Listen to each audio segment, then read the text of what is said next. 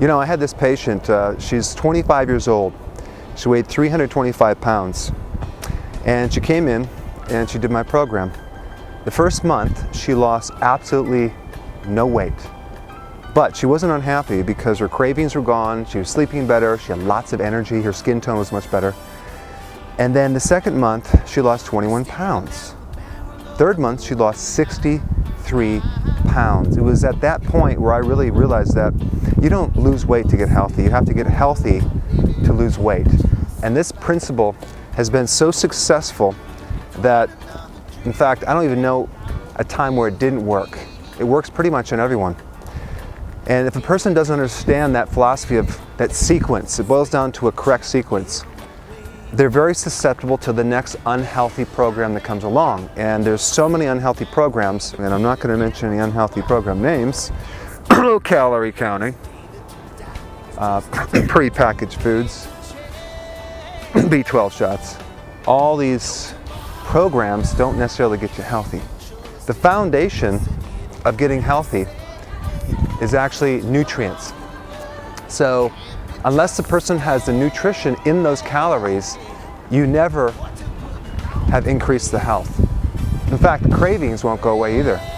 One of the reasons why people have cravings has to do with nutrients. Do they have nutrients in the calories or not? If you stimulate the body with B12 shots and all sorts of diet drinks, you won't necessarily improve the person's health. So the first principle that you need to know is that you need to get healthy, then lose the weight. So one of the things I want to talk about is the adrenal body type. The adrenal gland monitors stress. It counters stress. So all the stress in your body is reacted to by the adrenal gland hormone. So there's a couple things you need to know about stress. Stress is accumulative. Old injuries, infections, there's no difference, no reaction difference between having a loss of a loved one and getting hit by a car. It's the same reaction on the adrenals. So all stress is accumulative. And one of the things that we found with the adrenals is that the adrenal gland tends to keep the body in a constant state of stress. And that interferes with sleep. So let's take a look at sleep here. And we have this time picture. This is midnight, and this is noon. And this is when you sleep. Take a look at these waves right here. This is the hormone called growth hormone, and this is where you burn all of the fat. You don't really burn any of the fat during the day. It's all at night. I mean, you might burn a tiny bit during the day, but it mainly happens at night. And here's the problem, is that stress hormone, cortisol, interferes with growth hormone. So the more stress you have, the less you can sleep.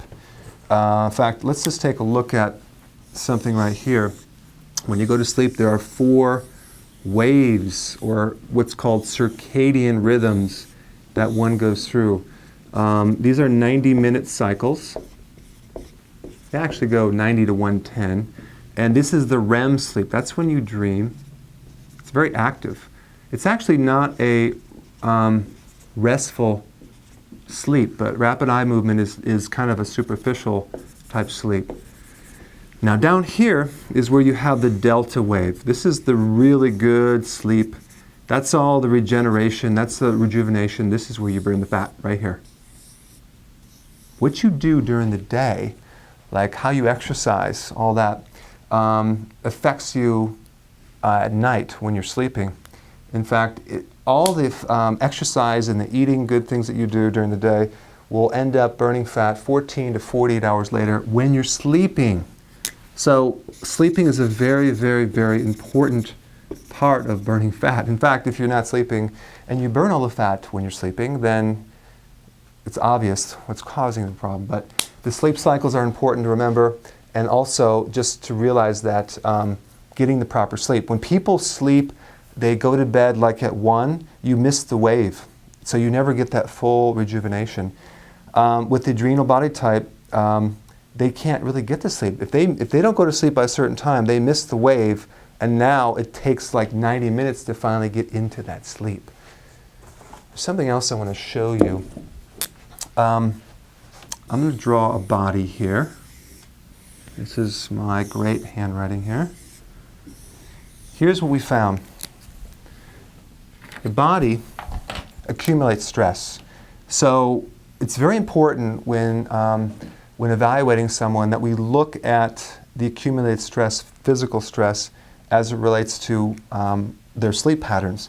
So let's say they broke their nose, or they get hit in the nose, or they got hit in the head. They broke an arm, they had a whiplash injury, they had 3 children with a C-section, they fell on their knees many times, sprained ankles, they fell on their tailbone, which locks up the back of the neck right here. See what happens when you injure a part of your body, the force gets stuck on the next bone over. So if you fell on your hand, your elbow will start hurting, or your shoulder. So let's say they had that, they fractured a rib, they have their gallbladder removed, appendix removed, tonsil removed, sinus problems, asthma.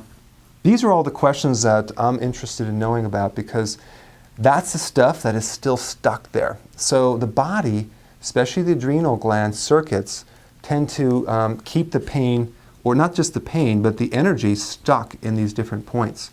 So we do what's called acupressure. And the acupressure is a technique to release this old stress from old infections or old injuries. And when you release that stress, and it's done in a very unique way, we don't actually press on the old injury.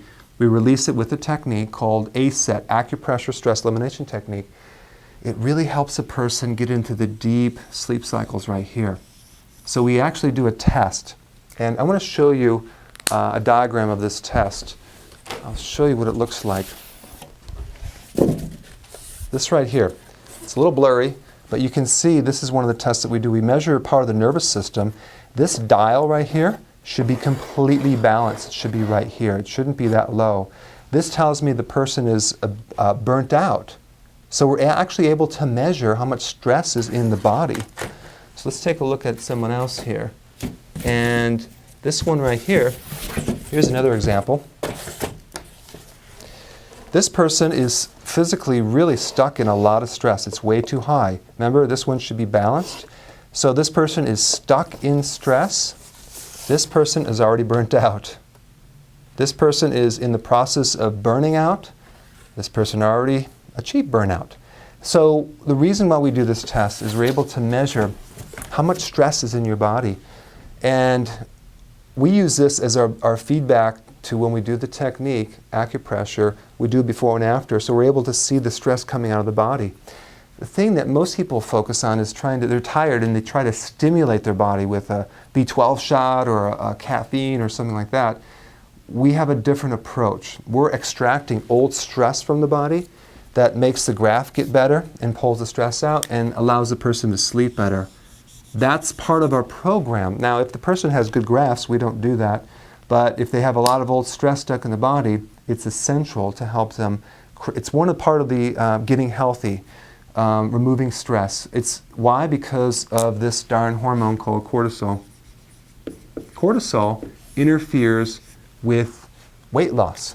So the more stress we can extract from your body, the better chance you have of losing weight.